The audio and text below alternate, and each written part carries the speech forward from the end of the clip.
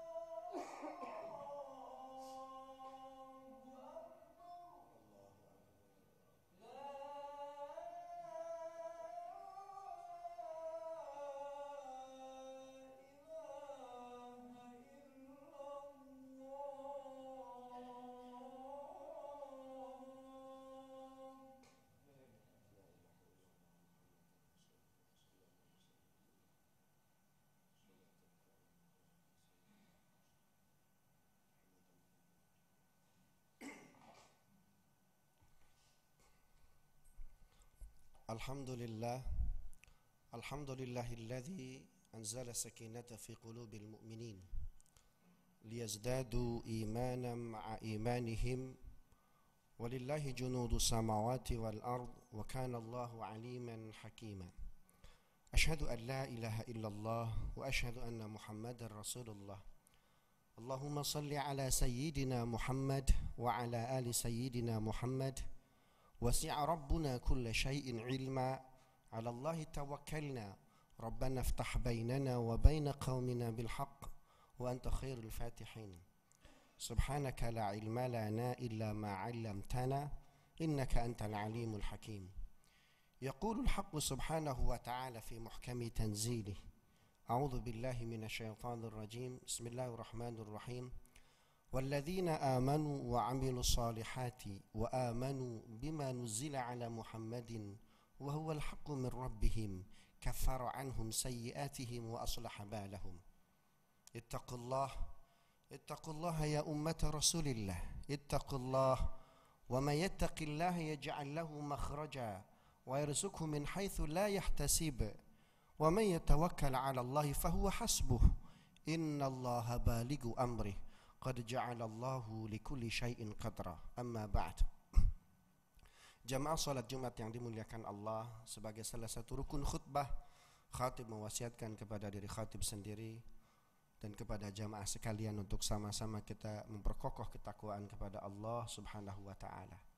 Takwa yang dapat menjadikan kita pribadi yang jujur, yang santun, yang istiqamah, yang selalu bermuhasabah. Takwa yang dapat mengantarkan kita kepada kematian husnul khatimah. Dan yang paling penting, takwa yang dapat mengenalkan kita sampai kepada level ma'rifat kepada Allah Subhanahu wa taala. Alladzi khalaqani fahuwa yahdin. Dialah Allah, Tuhan yang telah menciptakan dan memberi kita hidayah. Walladzi huwa yut'imuni wa yasqin. Dialah Allah yang telah memberi kita makan dan minum. Wa idza maridtu fahuwa yashfin. Dialah Allah yang Maha menyembuhkan manakala kita sakit. Walladzi yumituni thumma yuhyin. Dialah Allah yang mematikan dan menghidupkan kita kembali. Walladzi atma'u ay yaghfira li khati'ati yaumiddin. Dialah Allah, Tuhan yang kita harap ampunannya dari dosa-dosa kita yang teramat banyak. Sidang Jumat yang dimuliakan Allah, Jumat ini adalah Jumat minggu kedua di tahun 2015. Tidak ada salahnya kita kembali berdoa, mengevaluasi sambil berharap Allah memberikan yang terbaik di tahun yang baru ini, sambil kita berharap Allah mengampuni dosa-dosa kita yang sebelumnya. Walaupun kelahiran Isa alaihissalam sebagai tonggak 1 Masehi itu merupakan kecelakaan sejarah. Dalam Bible sendiri dikatakan dalam Lukas dan Matius, karena tentang kelahiran Isa dalam Bible hanya ada dalam Lukas dan Matius. Dalam Lukas surat 2 ayat 1 sampai ayat 8, dalam Matius surat 2 ayat 1, ayat 10 dan ayat 11. Lukas surat 2 ayat 1 sampai 8 mengatakan Isa alaihissalam lahir pada abad ke-27 sebelum Masehi, pada masa Kaisar Agustus, ketika beliau melakukan sensus penduduk. 27 tahun sebelum Masehi, berarti sekarang tahun 2042 bagi mereka seharusnya. Dalam Matius, Isa alaihissalam surat 2 ayat 1, Isa dilahirkan pada abad ke-37 sebelum Masehi, pada masa Raja Herodes, salah seorang raja Palestina yang masuk dalam distrik Romawi. Dalam Bible sendiri bentrok antara Lukas dan Matius. Isa lahir 27 sebelum Masehi, sedangkan dalam Matius Isa lahir 37 tahun sebelum Masehi. Namun walaupun bentrok, keduanya memiliki kesamaan. Sama-sama Nabi Isa alaihissalam lahir pada musim panas. Lahir pada musim panas. Kalau kita cek, melakukan riset di Timur Tengah, hampir sedikit, kalau tidak untuk mengatakan hampir tidak ada, petani di Timur Tengah agamanya Nasrani. Desember adalah musim dingin. Isa alaihissalam dalam Lukas dan Matius, dalam Lukas Isa lahir bulan Juli, dalam Matius Isa lahir bulan Agustus. Lalu kenapa 25 Desember disebut sebagai Natal? Karena bangsa Romawi sebelum abad ke-4 Masehi mereka penganut paganisme, politeisme. Ketika abad 4 mereka menjadi Katolik, ada tuntutan. Kami siap menjadi Katolik, tapi dengan syarat tradisi kami menyembah Dewa Matahari pada tanggal 25 Desember tidak dibatalkan. Lalu kata Paus Liberius ketika itu, justru Nabi Isa sebagai anak Tuhan itu lahir pada tanggal 25 Desember. Jadi mereka melakukan sinkretisme. Walaupun ada kecelakaan sejarah dalam Natal, ada kecelakaan sejarah dalam Tahun Baru, tetap kita harus menghormati mereka.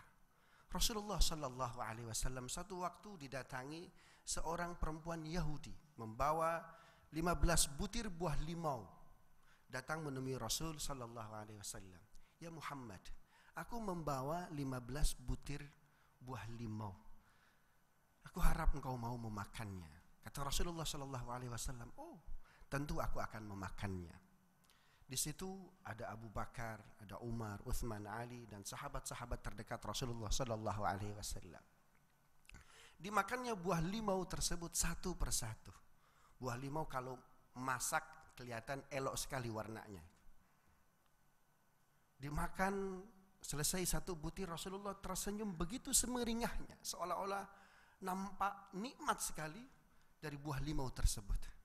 Biasanya Rasulullah Sallallahu Alaihi Wasallam kalau makan, kalau minum selalu berbagi kepada para sahabat. Ini tidak. Sampai buah limau tersebut dimakannya seluruhnya oleh Rasulullah Sallallahu Alaihi Wasallam. Selesai dimakan, perempuan Yahudi tersebut begitu kecewa, marah dia dan minta izin keluar. Lalu diantar oleh Rasul Sallallahu Alaihi Wasallam. Sampai keluar, sampai tidak kelihatan pundaknya. Itu akhlak Rasul Sallallahu Alaihi Wasallam. Selepas perempuan itu tidak kelihatan oleh Rasulullah Sallallahu Alaihi Wasallam kembali masuk ke Masjid Nabawi. Para sahabat, Umar bin Khattab ketika itu nyeletuk, Rasul nampaknya buah limau enak sekali. Rasulullah Sallallahu Alaihi Wasallam hanya tersenyum. Mohon maaf aku tidak berbagi. Setiap kali aku makan aku tersenyum. Kalau aku berbagi, aku khawatir kalian kecewa. Karena rasa buah limau tersebut sangat kecut dan masam. Kalau aku bagikan kepada kalian, kalian akan marah dan kecewa. Aku khawatir wanita Yahudi tersebut kecewa. Itu akhlak Rasul Sallallahu Alaihi Wasallam. Tidak lama setelah itu perempuan Yahudi masuk Islam. Rupanya dia membawa 15 butir buah limau tersebut, ingin mengecek, ingin tahu sejauh mana akhlak Rasul Sallallahu Alaihi Wasallam. Ternyata Rasulullah Sallallahu Alaihi Wasallam jangankan kepada umatnya yang seideologis Muslim, kepada non Muslim pun akhlaknya luar biasa. Wa innaka la'ala khuluqin azim. Itu Rasul Sallallahu Alaihi Wasallam. Sekarang ini yang hilang dari umat Islam di Indonesia. Islam benar pada abad ke-6 sampai 14 Masehi itu merupakan masa-masa keemasan. Barat ketika itu sedang dark ages, masa kegelapan. Ada seorang pemikir barat dari Italia, namanya Niccolo Machiavelli. Beliau berpikir, kenapa Islam maju, kami tidak? Lalu dia melakukan perenungan, riset. Dari sekian referensi yang ia baca, yang membuat ia takjub adalah karya magnum opusnya Ibnu Khaldun, Muqaddimah. Dari Italia dia berangkat ke Andalusia untuk belajar bahasa Arab, guna dapat membaca Muqaddimah, karena Muqaddimah ditulis dalam bahasa Arab. Dalam waktu 3 bulan dia berguru bahasa Arab kepada linguis Arab nomor 1, yaitu Ibnu Malik pengarang Alfiyah. Qala Muhammadun huwa ibnu Maliki, Ahmadu Rabbil khairu Maliki, musalliyan ala nabiyil Mustafa wa alihi mustakmilina syarafa. Selama 3 bulan dia bisa menguasai bahasa Arab. Lalu dia membaca Muqaddimah. Dia baca, dia teliti, luar biasa setiap halaman yang dia baca. Hasil bacaannya tersebut lalu ia tuangkan, yang di kemudian hari karyanya tersebut merubah Barat menjadi Renaissance dan revolusi industri yang disebut dengan Il Prince atau The Prince, sang pangeran. Di Sorbonne masih ada manuskripnya itu. Bukan hanya Ibnu Khaldun yang memberikan kontribusi terhadap dunia, Al-Farabi juga, ulama Persia. Beliau mengatakan negara akan sampai kepada level strong state dan welfare state, negara yang kuat, negara yang sejahtera, kalau pemimpinnya paripurna, paripurna kebaikannya lahir dan batin. Waktunya full time untuk rakyatnya, tidak ada niat untuk khianat sedikit pun. Namun kata beliau, pemimpin jenis ini hanya dimiliki oleh para nabi. Nabi sudah selesai dengan wafatnya Nabi kita Muhammad sallallahu alaihi wasallam. Kata beliau,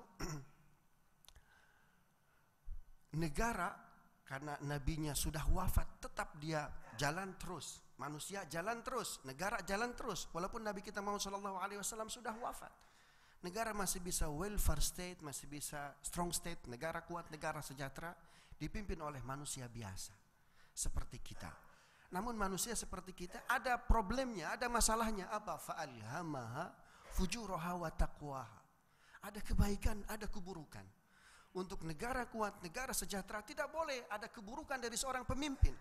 Untuk menutupi keburukannya itu dibuatlah trias politika, teori pembagian kekuasaan. Ada eksekutif yang menjalankan kekuasaan, ada legislatif yang merancang, budgeting, dan controlling. Kemudian ada yudikatif yang melakukan punishment terhadap roda pemerintahan. Luar biasa. Islam luar biasa. Tetapi kita harus lebih bangga lagi ketika kita bisa mencontoh akhlak Rasul sallallahu alaihi wasallam. Bulan ini bulan Rabiul Awal. Orang Yahudi, orang Nasrani, mereka lebih mengenal Nabi kita Muhammad sallallahu alaihi wasallam ketimbang anak-anaknya.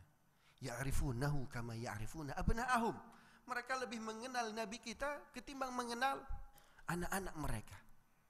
Kita harus lebih mengenal akhlak Rasulullah sallallahu alaihi wasallam karena ini merupakan pondasi hidup kita. Satu waktu Rasul sallallahu alaihi wasallam didatangi salah seorang sahabat namanya Abu Lubabah. Abu Lubabah ini sahabat yang secara ekonomi tidak begitu beruntung. Sakitnya selalu giliran. Beliau sakit, sembuh istrinya. Istrinya sembuh, anaknya. Anaknya sembuh, anak yang kecilnya. Begitu selalu.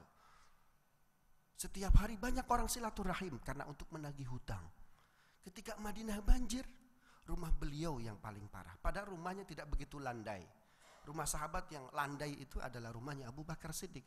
Namun rumahnya Abu Bakar Siddiq tidak begitu parah. Datang setelah Madinah surut menemui Rasul sallallahu alaihi wasallam. Ya Rasulullah, wahai Rasulullah, kami ini keluarga yang secara ekonomi tidak begitu beruntung. Keluarga kami sakit giliran. Ketika Madinah kemarin banjir, rumah kami yang paling parah. Rasulullah sallallahu alaihi wasallam tersenyum. Wahai Abu Lubabah, Allah sedang mengasihi kamu. Allah sedang mencintai kamu. Abu Lubabah sangat manusiawi. Beliau menjawab, wahai Rasulullah, adakah cara lain Allah mencintai saya? Allah mengkifarati dosa-dosa saya tanpa harus sakit-sakitan, tanpa harus musibahan, tanpa harus banyak dililit hutang. Kata Rasulullah sallallahu alaihi wasallam, ada. Caranya cintai aku sepenuh hati. Setelah itu Rasulullah sallallahu alaihi wasallam bersabda, "Thalathun man kunna fihi wajada halawatal iman." Ada 3 perkara. Jika kita sanggup melakukannya, wajada halawatal iman, akan merasakan lezatnya keimanan. Pertama, ayyakunallahu wa rasuluhu ahabba ilaihi mimma siwahuma. Allah dan Rasulnya lebih kita cintai. Ini yang hilang dari diri umat Islam. Sehingga kita keropos. Rasulullah sallallahu alaihi wasallam harus lebih kita kenal. Harus lebih kita jadikan pedoman hidup, bukan yang lain. Kita punya Rasul yang luar biasa. Kita punya Nabi yang luar biasa.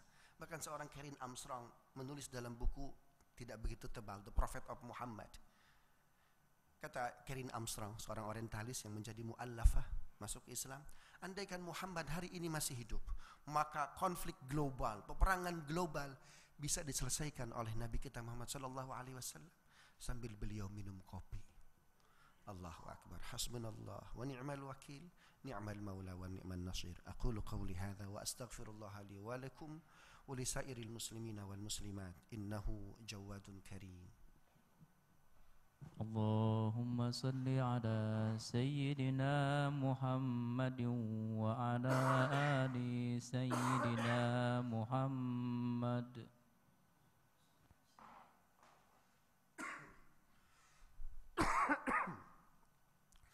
Alhamdulillah. Alhamdulillahi ghafiril dhanbi wa qabilit tawbi syadidil iqabi dzil thawr la ilaha illahu ilaihil masir.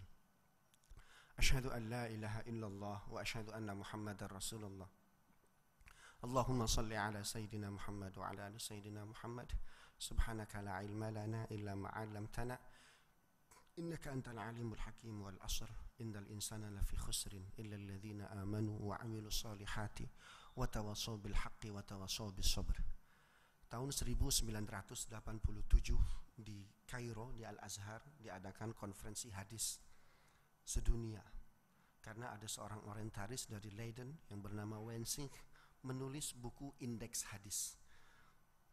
Jika kita ingin tahu hadis ini, kita menemukan di jalan kalimat bahasa Arab dia hadis atau bukan. Kalau hadis dari kitab apa, dari buku apa, umat Islam belum menyusun sebuah metodologi indeks hadis itu. Justru kita keduluan oleh seorang orientalis dari Leiden namanya Wensink. Syekh Muhammad Abdul Halim, Rektor Al-Azhar ketika itu, mengumpulkan para ahli hadis sedunia. Ini ada sebuah metodologi hadis yang luar biasa, namun ditulis oleh orang lain, non-muslim. Namun setelah aku cek, tidak ada penyimpangan, tidak ada anomali di sini. Para ulama kalau begitu, coba panggil saja Wensingnya dari Leiden untuk berbicara di sini. Lalu dia berbicara di forum para ulama ahli hadis. Kata Wensing, awalnya aku menulis indeks hadis ini tidak menggunakan keimanan. Tidak ada keimanan dalam hatiku. Namun ketika aku menemukan hadis Rasulullah sallallahu alaihi wasallam, ketika itu Rasul sallallahu alaihi wasallam mengutus 2 sahabat, satu senior, satu junior, untuk menjadi gubernur di Yaman Timur dan di Yaman Barat. Sahabat seniornya Abu Musa al-Ash'ari dan sahabat juniornya Mu'adz bin Jabal untuk menjadi gubernur di Yaman Barat dan Yaman Utara. Sekarang pembagiannya Yaman Utara, Yaman Selatan. Aku berpesan kepada kalian, jika kalian jadi gubernur setibanya nanti di Yaman, aku berwasiat 2 hal. Pertama, yassiro wala tu'assiro. Permudah urusan orang, jangan kau persulit. Kata Wensing, aku ketika membaca hadis itu aku menangis. Karena aku bagaimana Romawi ketika itu sulitnya birokrasi. Ketika ada urusan administrasi kewarganegaraan, sulitnya luar biasa di Romawi. Islam 15 abad yang lalu sudah memberikan konsep birokrasi yang mudah, yassiro wala tu'assiro. Permudah urusan orang, jangan persulit. Luar biasa. Sekarang yang terjadi bukan, kalau bisa dipersulit, kenapa dipermudah? Itu sebuah teori birokrasi dari Rasul sallallahu alaihi wasallam. Karena itu Islam kampanyenya pertama kali kejujuran dan akhlak. Ini yang harus kita kembangkan.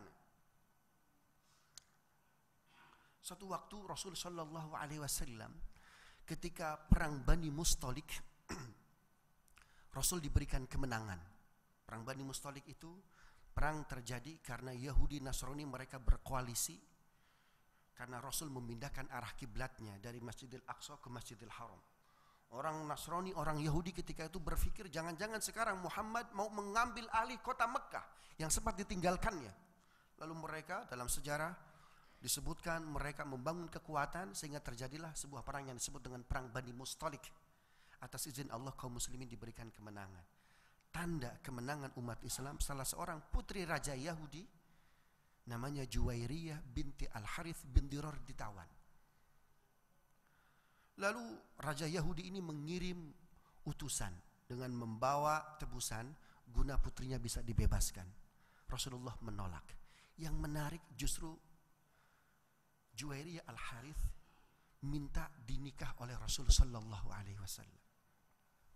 Selama 3 bulan ditawan, ceritanya selama 3 bulan ditawan, Juwairiyah binti Al-Harith bin Dirar dan pasukan Yahudi yang lain, Madinah terjadi musim kemarau. Hewan-hewan banyak yang mati, yang tersisa hanya beberapa saja. Umar bin Khattab ketika itu sebagai kepala peleton, wahai Rasulullah, Madinah kemarau, hanya beberapa hewan saja yang masih ada. Kata Rasulullah, 1 kau masak, sembelih, masak banyakkan kuahnya. Dari sini kita tahu asbabul wurud, sebab hadis kalau masak sayur banyakkan kuahnya. 1 lagi kau potong berikan kepada pasukan perang dari kalangan kaum muslimin. Kata Umar bin Khattab, berarti 1 ekor lagi untukmu dan keluargamu? Bukan. Kalian potong, kalian masak dengan bumbu yang begitu lezat lalu berikan kepada para tawanan perang. Rasul tidak makan. Tawanan perang tidak berani memakan setelah disuguhkan makanan kambing tersebut. Lalu diberikan kepada putri raja Juwairiyah binti Al-Harith bin Dirar. Tanpa melihat kanan, tanpa melihat kiri, Juwairiyah langsung memakan hidangan kambing tersebut. Selesai dimakan, bukan berterima kasih, malah mengeluarkan statement yang begitu pedas di hadapan Ali bin Abi Thalib, Abu Bakar dan Umar. Wahai para sahabat Muhammad, selama 3 bulan baru kali ini aku diberi makanan yang begitu lezat. Aku sangat yakin Nabi Anda dan keluarganya makanan yang lebih lezat dari yang kami makan. Ali bin Abi Thalib menangis ketika itu. Umar bin Khattab siap dengan pedangnya. Kata Umar bin Khattab, Nabi kami tidak makan, Madinah kemarau panjang. Itu akhlak Rasulullah sallallahu alaihi wasallam yang harus kita tiru. Inna Allaha wa malaikatahu yusalluna 'alan nabi ya ayyuhalladzina amanu sallu 'alaihi wa sallimu taslima. Allahumma salli wa sallim wa barik 'alaihi. Allahumma ighfir lil muslimina wal muslimat wal mu'minina wal mu'minat al ahya'i minhum wal amwat. Allahumma ati nufusana taqwaha wa zakkiha anta khairu man zakkaha anta waliyuha wa maulaha. Ya Allah, ampuni dosa kami, orang tua kami, guru-guru kami, dan orang-orang yang telah berjasa dalam hidup kami, ya Rabb. Ya Allah, jaga diri kami, keluarga kami dari melakukan dosa besar. Ya Allah, jaga diri kami, keluarga kami, ya Allah, dari harta haram. Ya Allah, jadikan bangsa ini bangsa yang Engkau ridhai, baldatun thayyibatun wa rabbun ghafur. Anugerahkan kepada kami, ya Allah, pemimpin yang soleh, pemimpin yang sederhana, sebagaimana Engkau telah menganugerahkan Abu Bakar untuk Madinah. Ya Allah, anugerahkan kepada kami pemimpin yang tegas, yang hak, sebagaimana Engkau telah menganugerahkan Madinah untuk Umar. Ya Allah, anugerahkan kepada kami pemimpin yang bijak, sebagaimana Engkau telah menganugerahkan Utsman. Anugerahkan ya Allah kepada kami pemimpin yang tawadhu, sebagaimana Engkau telah menganugerahkan Ali bin Abi Thalib untuk Madinah. Rabbana atina min ladunka rahmatan wa hayyi lana min amrina rasyada. Wa sallallahu ala sayyidina Muhammad wa ala alihi washabihi wasallam. Walhamdulillahi rabbil alamin. Aqimus shalah.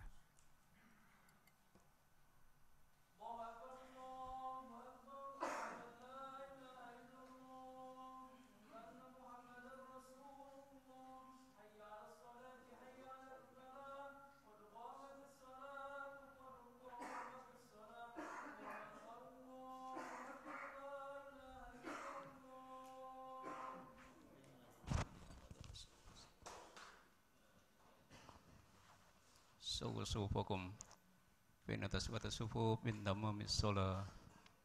Rapatkan dan luruskan asapnya.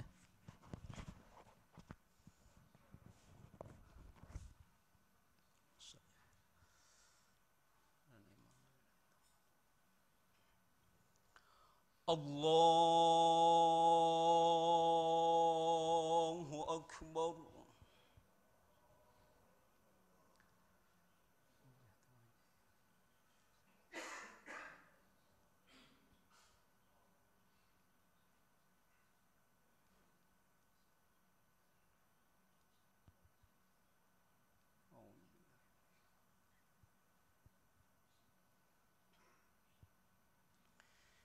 Bismillahirrahmanirrahim. Alhamdulillahi rabbil alamin.